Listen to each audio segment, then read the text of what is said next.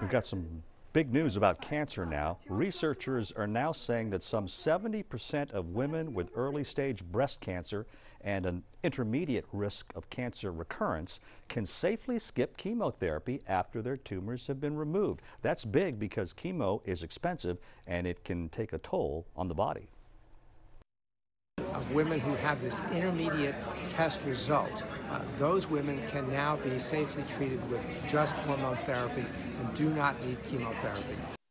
Doctors call the results definitive, but say decisions about care should be handled by your oncologist. It's fitting that this good news comes on Cancer Survivors Day. We salute those of you fighting the good fight and those of you who have beaten cancer. Tell us your story on our KHOU Facebook page.